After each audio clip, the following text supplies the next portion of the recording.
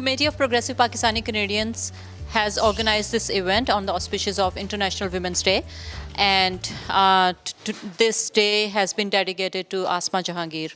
And tonight we have Hina Jilani as our keynote speaker and Professor Murtaza Haider, and we are going to show a documentary on the struggles of Pakistani immigrant women in Canada. So this is a program that we organize, one of the many programs that Committee of Progressive Pakistani Canadians organizes for South Asian community and, of course, our friends and comrades and Canadians at large. Thank you.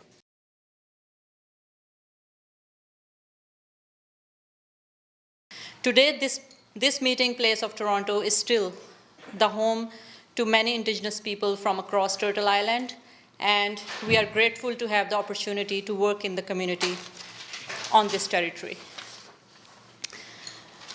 So, on behalf of Committee of Progressive Pakistani Canadians, I welcome all of you, and thank you for sparing time this afternoon. And I wish you all happy International Women's Day.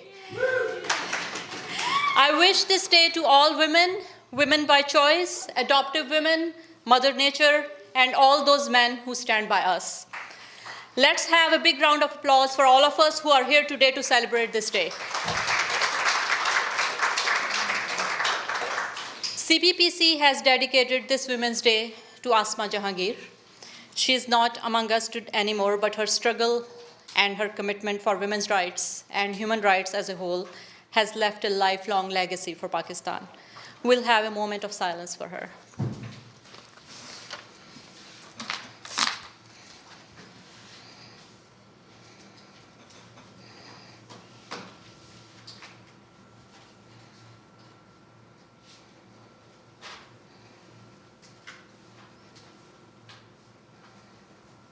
Thank you, friends.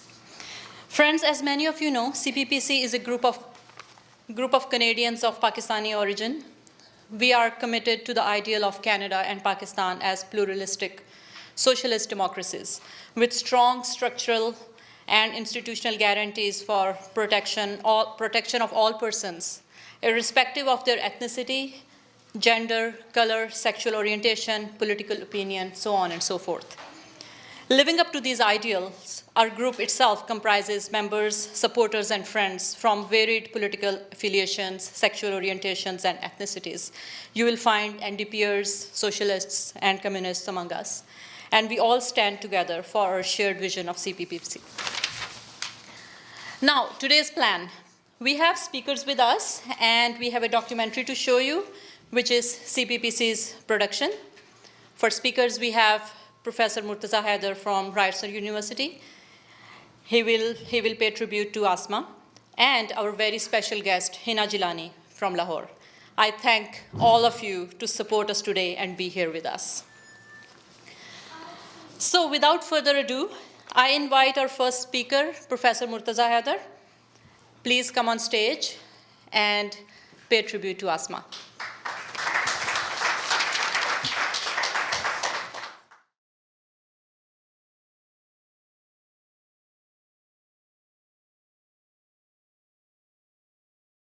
Thank you very much. It gives me great pleasure to welcome you all to Ryerson University and to the Ted Rogers School of Management. I am a professor here in the Ted Rogers School of Management, and it gives us great pleasure to have you all here, and at the same time the opportunity to listen to Hina today, but at the same time to remember Asma Jahangir. And the way I will, my goal for today is to be as brief as possible, because this is my lecture room and I lecture here for 3 hours once a week. So when I say I'll be brief, it could mean anything. So now the reason for this is because I think we are here to listen to Hina today, and that should be the focus. So I'll be brief. What I'm going to share about Asma Jahangir are some moments, some 3 or 4 moments, because I didn't have a very long association with her, but there was one particular event that actually changed the way I looked at my life. And this just one encounter with Asma. And I'm going to share that with you, and some other things that I know from friends and her friends that I know about her. Because for me to pay tribute to her it's not possible, primarily because when you hear people like Amartya Sen stand up and start talking about Asma as a friend and what Asma has done, people like me realize that she had a much bigger influence on this planet than we actually knew.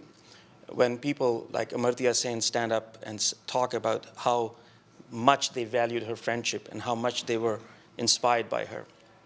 I'll take you back to 1988. I was a first-year student in civil engineering in Peshawar, at the Engineering University in Peshawar. And I saw a poster in my university saying that there's an address by a lawyer named Asma Jahangir. And frankly, I didn't know anything about her except that she was a lawyer from Lahore, and I was hardly 18 years old. And at that time, I was something more than just a student. I was a Jiala. I used to speak at political rallies, and I was a very committed worker of Pakistan People's Party. I had my share of broken bones and imprisonments fighting against the military dictator. But that was the goal. I'm going to be a politician. This engineering is not going to get in my way. And I went to listen to that event. It was held by our university's Teachers Association. And since Spanish was not a subject we taught at Peshawar University, so the association was Peshawar University Teachers Association, PUTA, but they never got the fund in that acronym. But obviously, we didn't teach Spanish there. So it was the association's function, and then I met Asma there for the first time, 1988, could be 1989, was winter.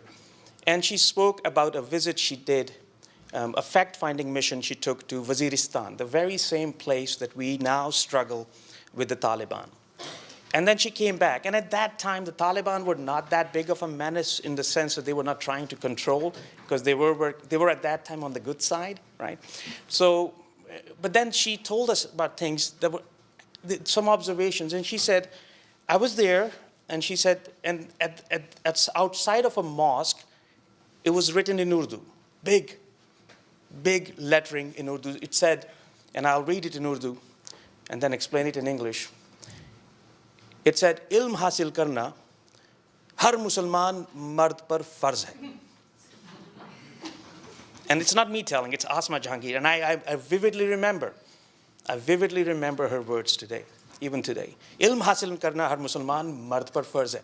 It's a saying of Prophet Muhammad that seeking knowledge is incumbent upon every Muslim man and woman. But what was written on the wall in the tribal areas of Pakistan was that seeking knowledge was incumbent upon every Muslim man.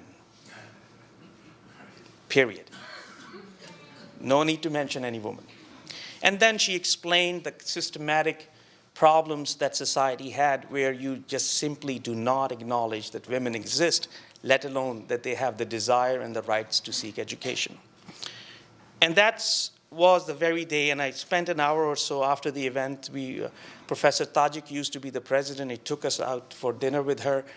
And that was an amazing day for me, because that day I signed up as a member of the Human Rights Commission of Pakistan, which Asma had founded. And Hina was part of it. And they were the leaders of this movement. And I have never visited them in Lahore, but I knew this is what I have to do. And then I started receiving their newsletter, Harf-e Haq, or Jahd-e Haq.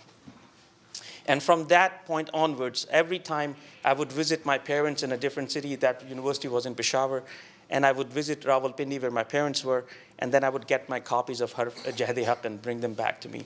And that was the association that I built, and slowly started my transformation from sort of aspiring to be a politician to be someone who would like to work for human rights. And at that moment in Peshawar, or in the province of NWFP, Northwest Frontier Province, we didn't have a Human Rights Commission.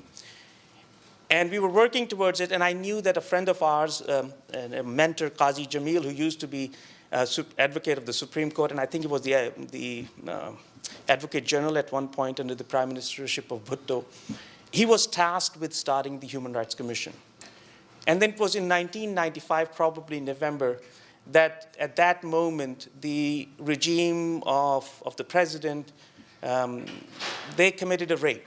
Not directly the regime, but the son-in-law of the president was instrumental in raping of a woman by the name Veena Hayat. And she was raped in her house in Karachi. And then a month later, I gathered students from universities, the three universities, the medical college, the engineering university, and Peshawar University.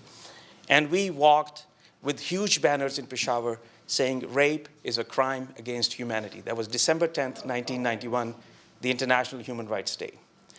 And that day, Qazi Jamil called us and said, we were trying to establish the chapter, but you guys did it. That's it. This is official now. We have a chapter of Human Rights Commission of Pakistan, because next day on December 11th, all newspapers carried our photographs and all the things. And what we said was this. In a banner, we said, rape is a crime against humanity. And then a couplet or a line from a Punjabi poet, a poem, Amartya Pretam's poem, Ajaka Varishanu Kite Kabran Chobo. And we walked through the streets of Peshawar with people, and that was amazing. And that was, we felt enabled because Asma gave us the power to speak. Asma gave us the courage to speak, and she didn't have to tell us. I told you I met her once. And all the people, most of the people who marched with us over the years, they never met her. But it didn't really matter. What mattered was that we had the pamphlets coming from Human Rights Commission of Pakistan every time. And that's how transformative she was. And I really regret the fact that I never got a chance to go back and talk to her. That one meeting was it. And it's not that I never visited Lahore. I was there just in December. I never thought that she would just leave us so soon, so suddenly. And that regret is with me. And I just want to say a few things. And at one point, she was again in Peshawar. And she was staying at Dean's Hotel. And she had her two daughters with her. And she told one of these stories, was narrated by a colleague from Frontier Post. And he said that Asma said to him in Punjabi, and I'll translate it, and Bukhari sahab, meri tiyan ne kadi tange te sair nahi kiti. ਰਹਿੰਦੀ ਤੇ ਲਾਹੌਰ ਵਿੱਚ ਨੇ ਨਾ ਤਾਂ ਮੇਰੇ chamber ਦੇ ਕੋਲ ਟਾਂਗਾ ਹੈ ਨਾ ਹੀ ਸਾਡੇ ਘਰ ਦੇ ਕੋਲ ਟਾਂਗਾ ਨੇ ਕਦੀ ਟਾਂਗੇ ਤੇ ਸੈਰ ਨਹੀਂ ਕੀਤੀ ਕਿਸੇ ਪਿਸ਼ਾਵਰ ਦੇ ਟਾਂਗੇ ਤੇ ਸੈਰ ਕਰਾਓ. That my daughters have never sat in a tonga, a buggy, which is very common, a horse-driven buggy. So this editor from Frontier Post, Afzal Bukhari, took his own children and Asma's daughter from Dean's Hotel and then gave them a ride. And it was amazing to see that we all remember her as this towering personality, as the human rights lawyer, the person who's defending everybody's rights. And she's concerned also about herself as a mother and what she wants to do and the experiences for her daughter. Right here today with us, we're delighted to have Professor Emeritus Qadir from Queen's University. And he told me that when Asma was given an honorary doctorate from Queen's University, she was staying there at an apartment, and I think their mother was with them. And instead of, the way if you give someone an honorary doctorate, and we have some experience at Ryerson University of giving people honorary doctorates, it's sort of elating experience, but at the same time it gets to some people's head. But instead she was busy cooking meals for her family, and as Professor Qadir says, that she is one of the most unassuming persons, people with such humbleness built into her system, that regardless of how big she was, and she was humongous in her ability to change the world, to change Pakistan, to change the lives of those who were marginalized, it never got to her. She never started writing Dr. Asma Jahangir. It was never the case. To be very honest with you, I just knew about Queen's University, and I think there are more than one university that awarded her an honorary doctorate. So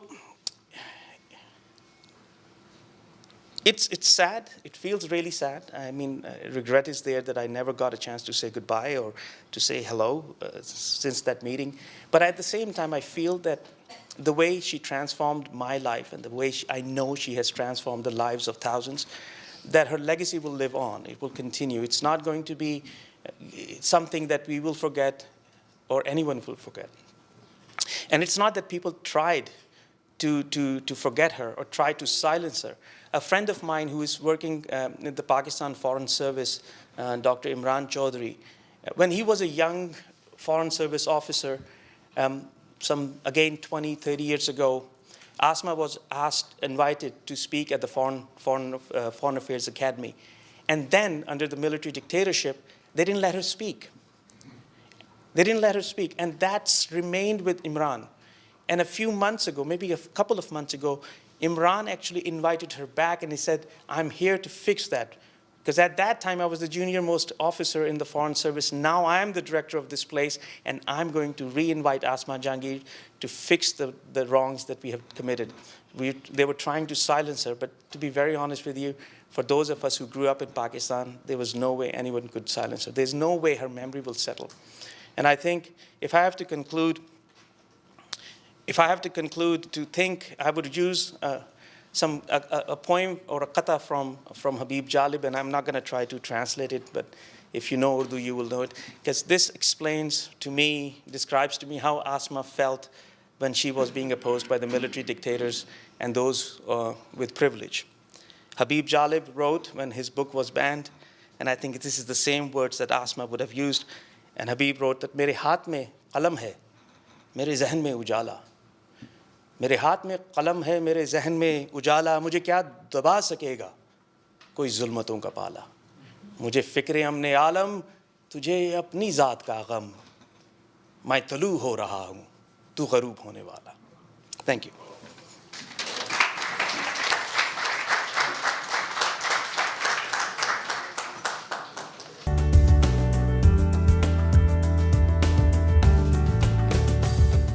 Thank you. Thank you, Professor Saw, for sharing those memories with us. So today and also the other day when we had our event on March 11th, I was saying the same thing to Bina Sarwar, that when she showed her slides and about Asma, I was reminiscing those days when we used to walk on streets of Lahore against all kinds of issues on women's rights and human rights and police following us and all. Thank you. Friends, we'll have a couple of announcements during the program, and as I said, we'll show you our documentary. But before that, now it's time to listen to our esteemed guest, Hina Jilani. I know all of you have been waiting for her to come on stage. She's a famous lawyer. She doesn't need an introduction. A famous lawyer, a women's rights activist, Asma's sister, her ally, a brave, courageous woman. Friends, let's invite Hina with a big round of applause.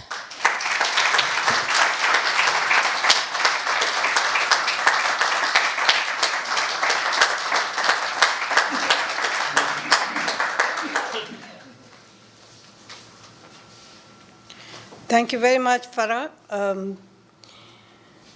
It's a privilege for me to come and speak to South Asians here at Ryerson, people who don't know much about South Asia, but are still interested in knowing what happens in different parts of the world.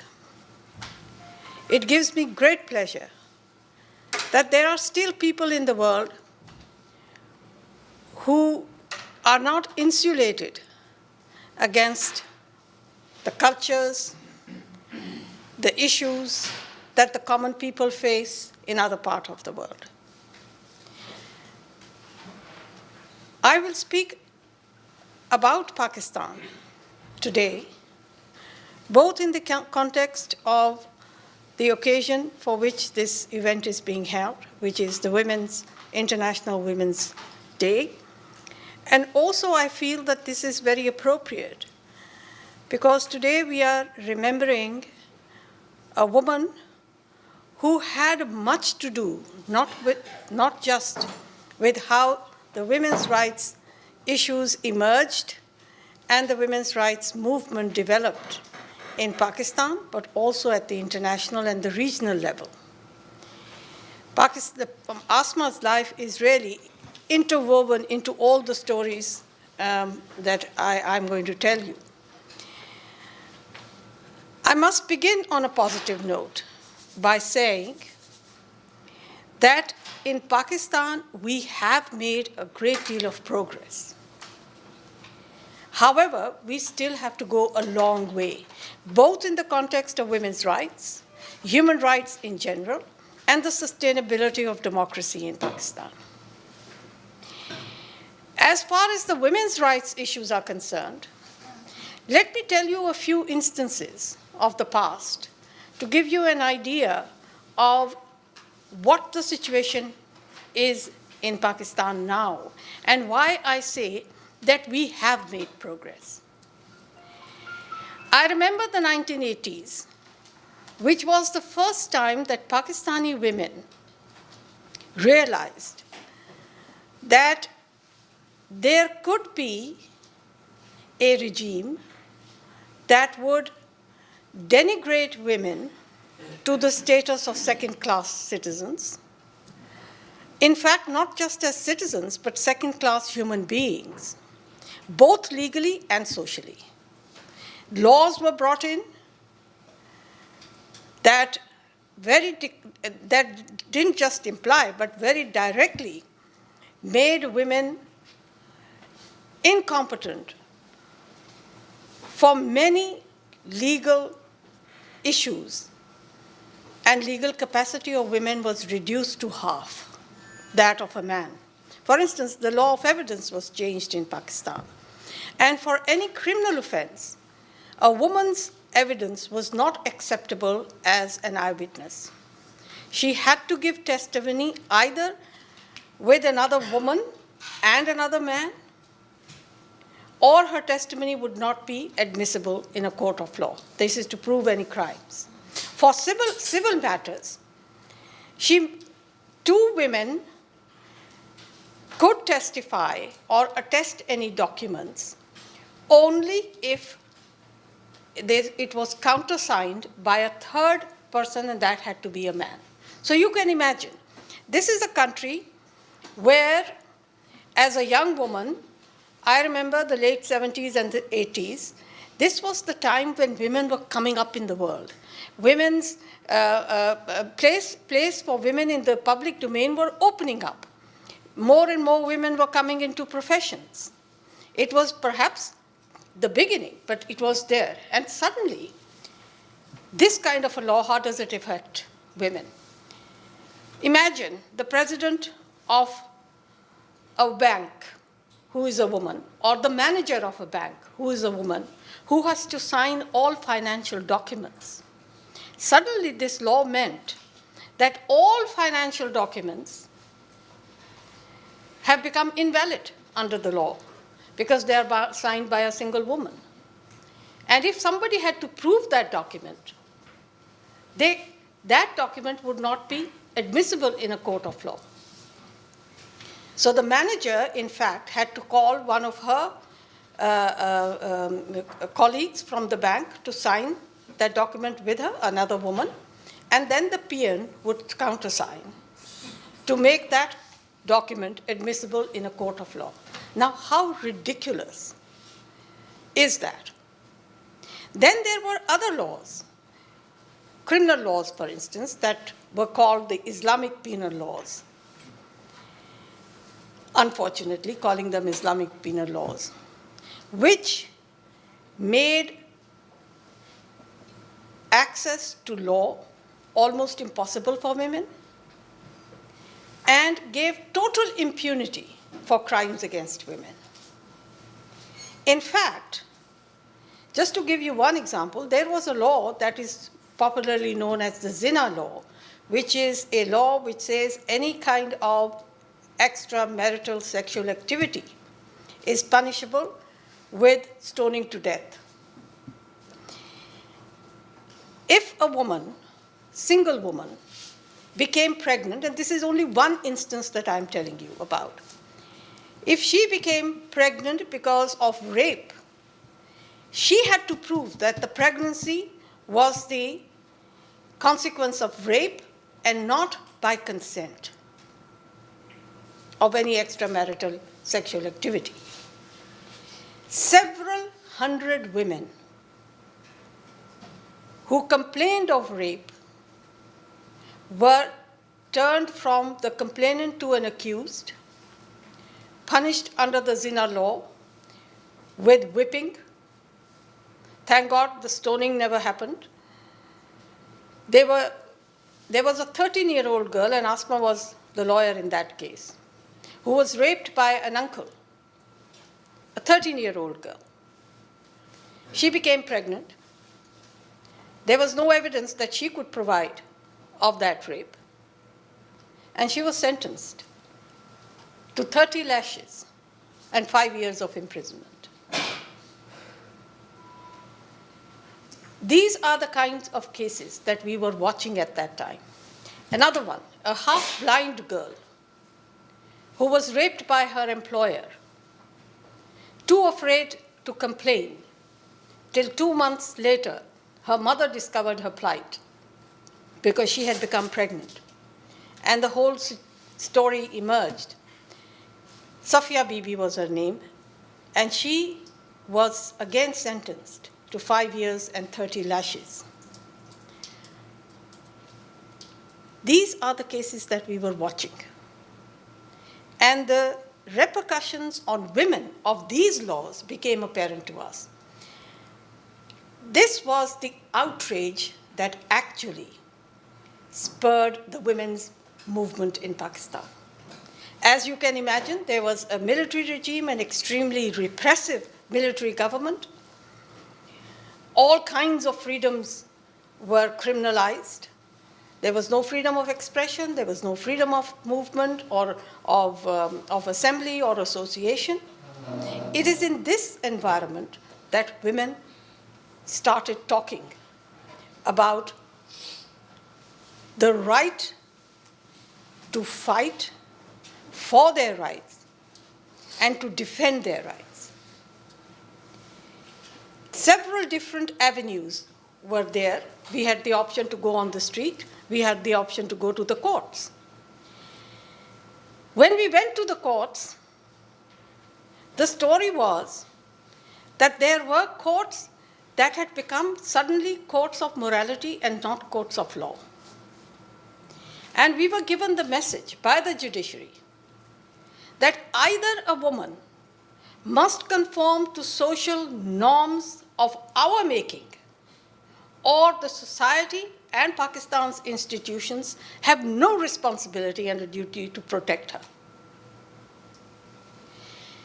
There were instances where and these are reported judgments, I'm not just talking off my head.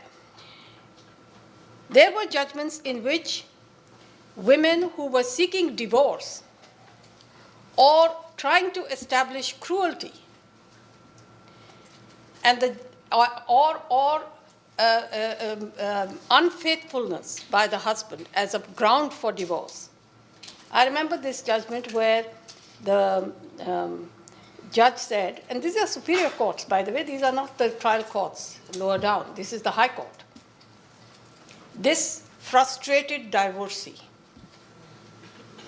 And then there was another case in which a woman was accusing somebody of, I think it was rape, I don't know, but some kind of a sexual offense. And the judge in that particular judgment had said, these women are the temptresses. So these are the kind of things that we were getting from the court.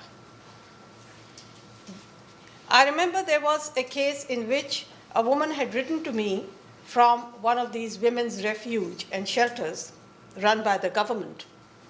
And she said that, she was being exploited, she was harassed, she was abused, and she wanted us to rescue her. When I went to that home to get that woman out, they told me, no, you can't take her. Even if she wants to come out, she can't go. Now she can enter with her own, she can enter the home voluntarily, claiming that she was in need of protection. But she couldn't get out on her own. Till somebody from her own family came to claim her. She was fleeing abuse from that very family when she entered that home. So she was, in fact, in a way, incarcerated without having committed a crime. I went to court on this case. And the judge says to me, but Miss Jalani, they can't go here, there, and everywhere.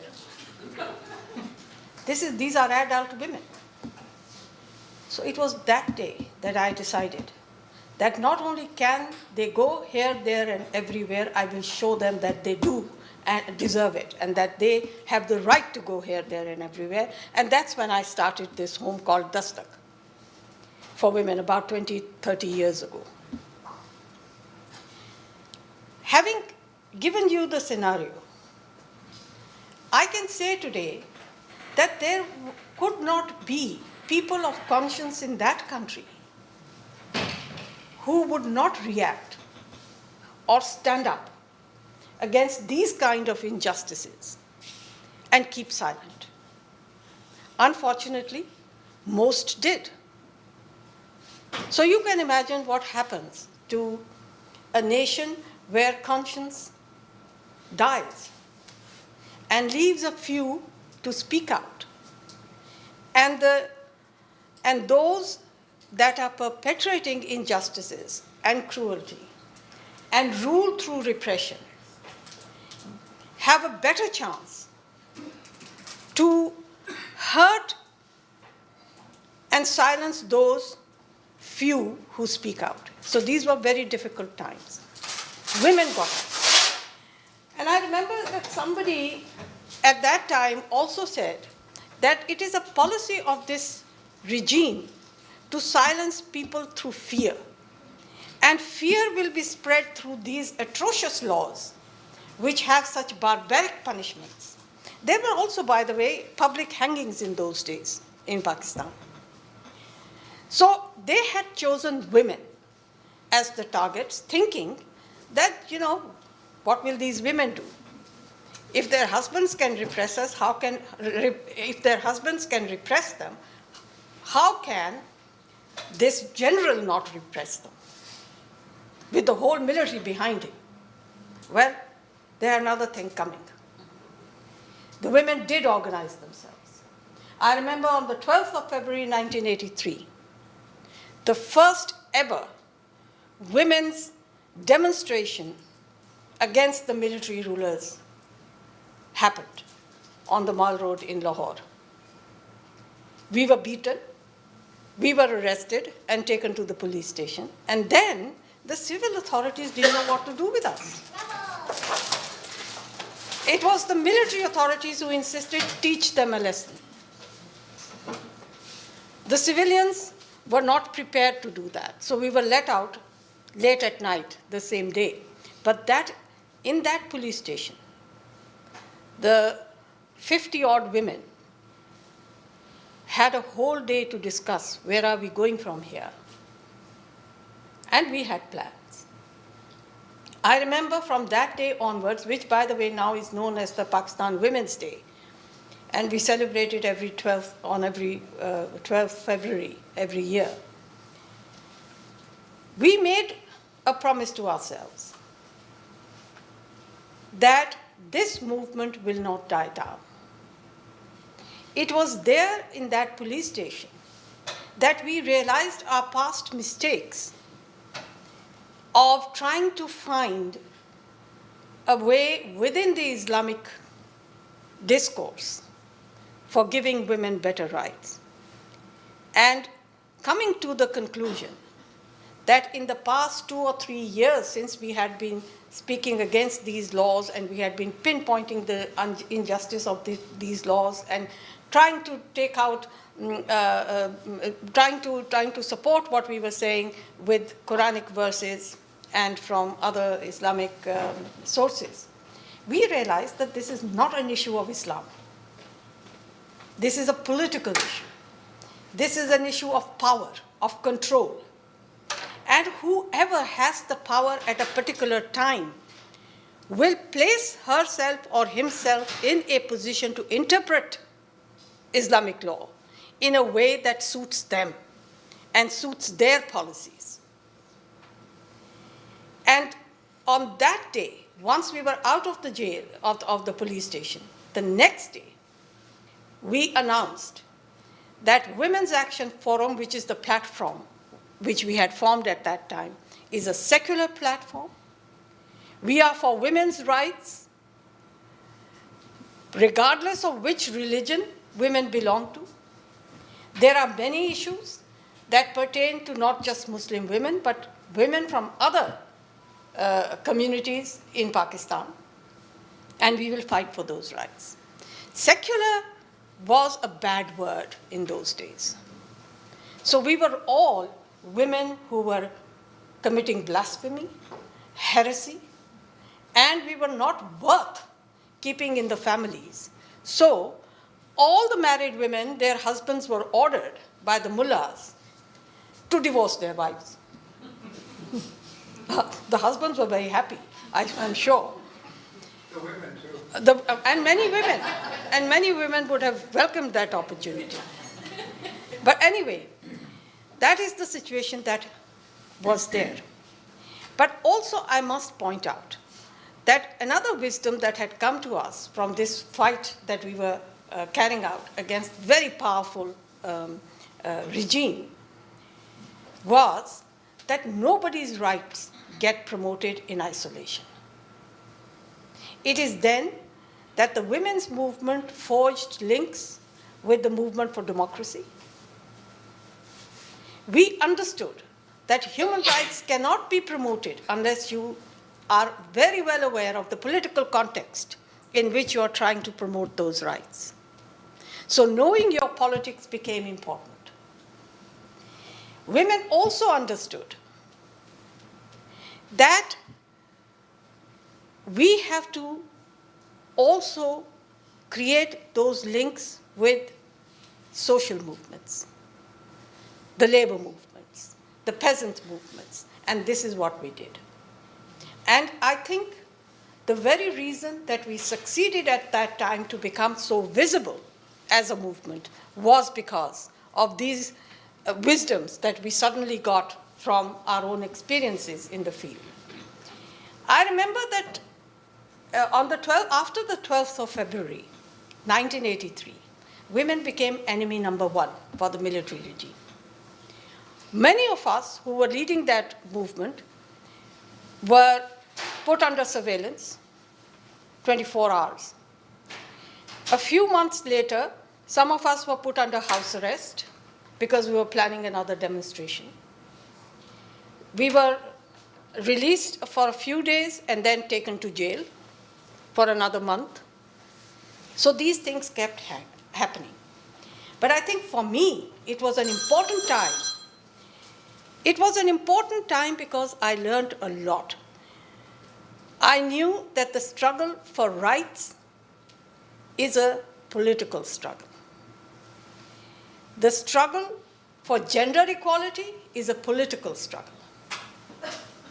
And that the best environment for us where we can have a good potential for taking this forward would be when we have a democratic setup where everybody's voice can be heard.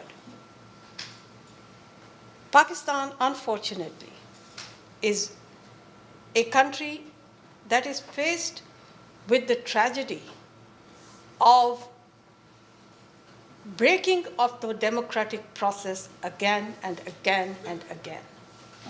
People now blame democracy for every ill that happens to that country without realizing that democracy has never come. We are still waiting. The transition in which we are perpetually trapped never ends. So every time there is a scrutiny of Pakistan's human rights record, the justification given is, oh, we are a country in transition towards democracy. And every time there is an election, people say, hooray, we have democracy.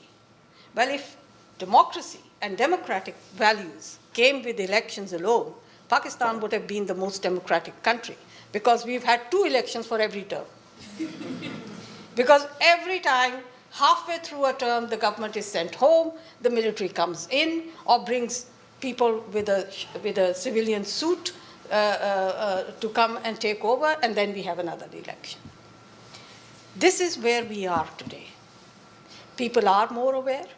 Pakistan has a strong civil society, which is, by the way, more credible in the public view than the governments are. They are more likely to believe human rights defenders about the facts about Pakistan than they would the government or any official sources. We do have a judicial system. We do have a parliament.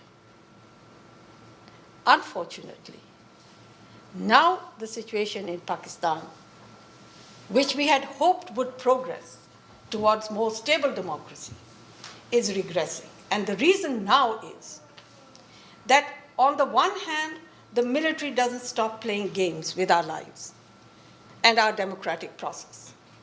They are the ones who decide what is in the interest of Pakistan. We are never asked. There are security policies that are constructed without asking the people, what makes you secure?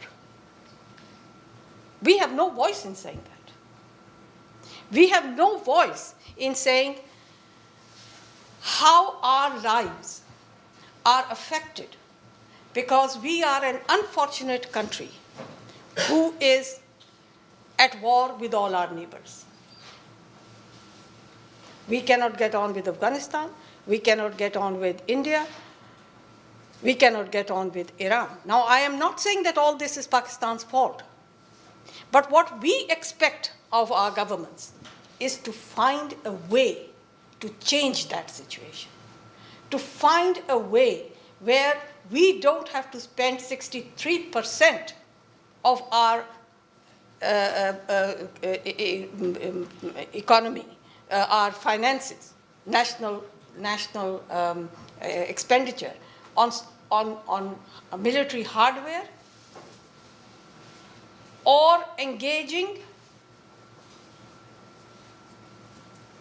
other neighbors by outsourcing war to jihadis. We do not want that. It is not a matter of principle. Peace is not just a matter of principle, which it should be, but it is also a matter which directly affects our prosperity and well-being. 63% on defense, 30% or 32% we spend almost on debt payment. What are we left with for the social sectors? Pakistan doesn't even spend 2% on education, less than that on health. We have a population where 53% of our population are children. We don't spend a penny on them. We don't even build enough schools to give our children education. The kind of education that we give them makes them bigots, extremists, and encourages them to hate people rather than embrace them. And this is happening in a country and in a region, and I'm not saying this particular aspect, I must say, unfortunately, is affecting the whole of South Asia. What we are doing right now is destroying our own culture, our age-old traditions of diversity, accommodation, and tolerance. This is what South Asia stood for centuries and centuries and centuries. For civilizations, older than we can even imagine anywhere else in the world. This was how South Asians lived together. I'm not saying they were embracing each other in the sense that they were pally. Of course, there were differences, but those differences were being managed in a way in which people could live together. Communities were at peace. And this is what we miss today in Pakistan. I'm not speaking about other South Asians, but I speak about myself as a Pakistani and what I expect and will die demanding of my government. Change your security policies.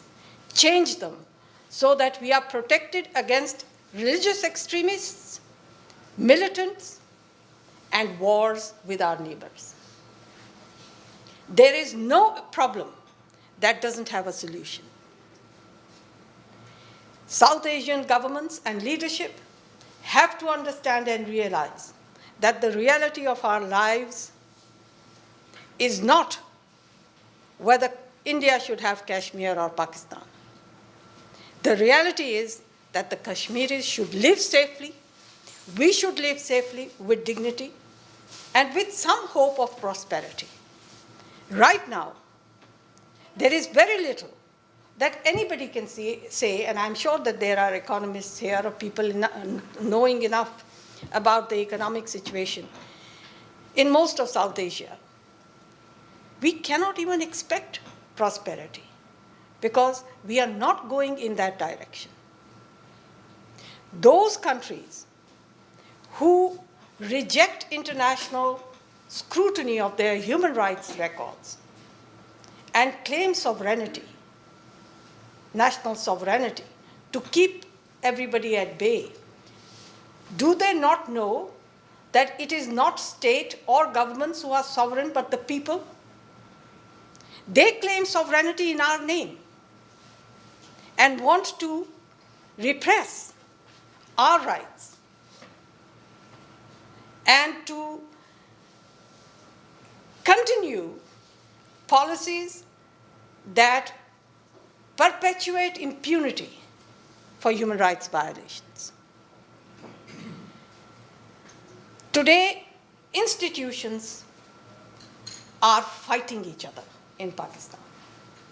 I remember in 2013, there was an election and a government came into power, and that was the only time that the government, good or bad, stayed for a whole 5-year term. And I will tell you, I'm a very critical person and not satisfied with the minimum, but I even acknowledge that in these 5 years, the primary institution of democracy, like the parliament in our country, came from here to here. The parliament did grow. Parliamentarians did get more political maturity. There were women in the parliament. And let me give you the good news also, that in 2012, Pakistan's Human Rights Commission of Pakistan, in its annual report, reported that a majority of the legislation tabled in the parliament in that 1 year, 2011 to 2012, was tabled by women members. These were not just women's rights issues. These were human rights issues and sometimes general legislation to do with elections and the carrying forward of democracy. So women in the parliament did make a difference. Women did make a mark in terms of their capacity to understand politics, to negotiate political issues with other parties. And today we have many women whose name is very well known as women politicians.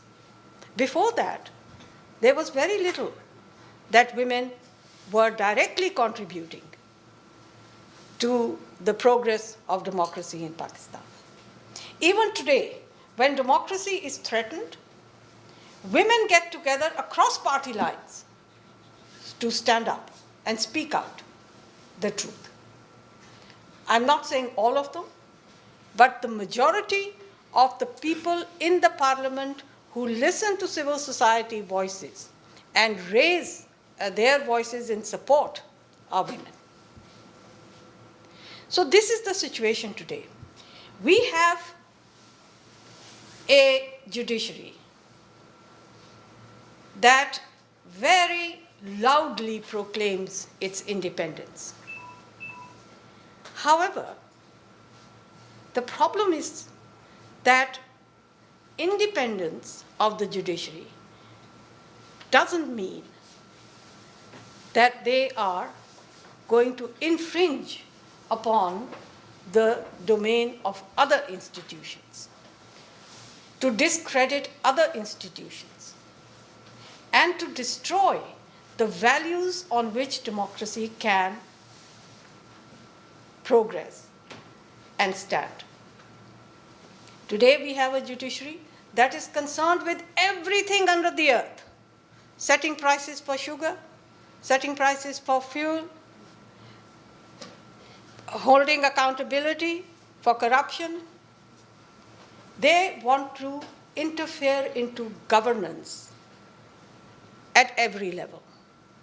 They want to undo laws that the parliament makes.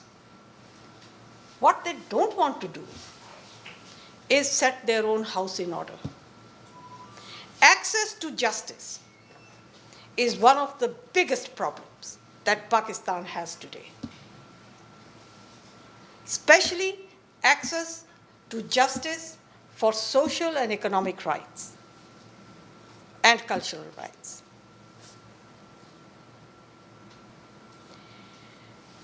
As a Pakistani, I can only say that I am sure my elders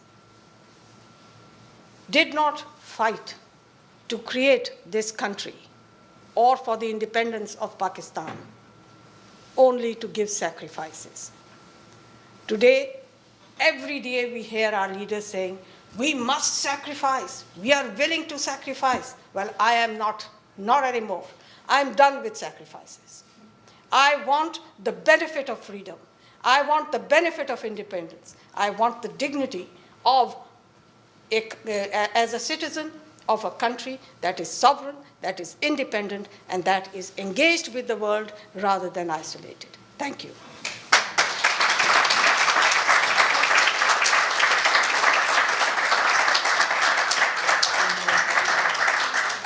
Thank you very much, Hina.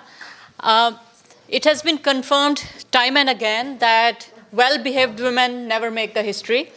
Thank you for confirming again by sharing with us that 50 bad women in Lahore came out to make the history.